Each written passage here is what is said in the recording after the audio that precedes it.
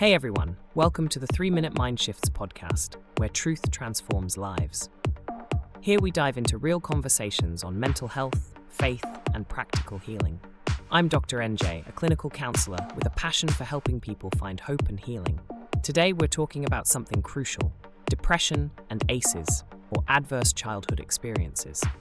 And with me is my friend and co-host, Sid. Hey, NJ.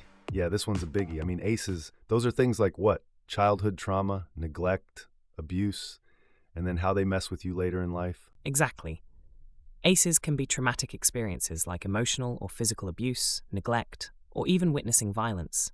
Studies show that the more ACEs a person has, the higher their risk for depression, anxiety, and other health issues down the line.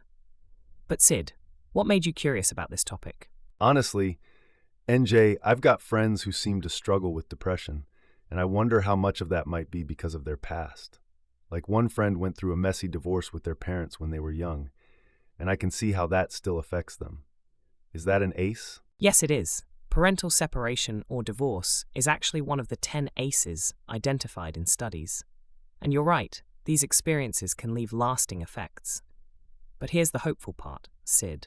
Just because someone has ACEs doesn't mean they're doomed to a life of depression or anxiety. Healing is possible, and it's a journey that faith can play a big role in.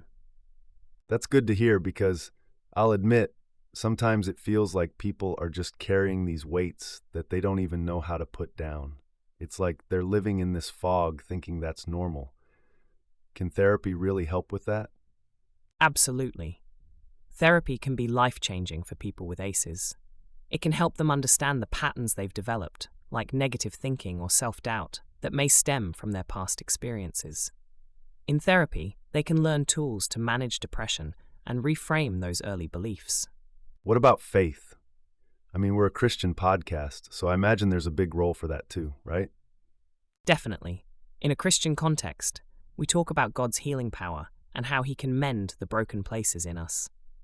For someone who's been wounded by ACEs, experiencing God's love and forgiveness can be incredibly freeing, and prayer, community, even meditating on Scripture can help reshape their sense of worth and identity. So you're saying that even if someone has had these tough experiences, they don't have to stay trapped in that story. Exactly. Healing is about learning to rewrite that story. With therapy and faith, they can move forward, reshaping how they see themselves and the world. It doesn't erase the past, but it brings light to it, creating new paths and new hope.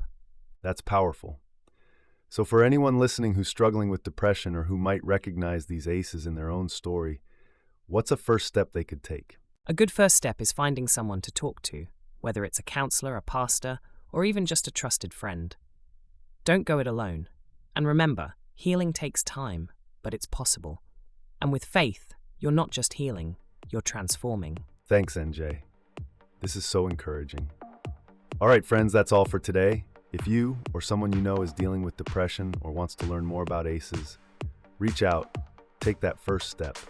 You don't have to do this alone.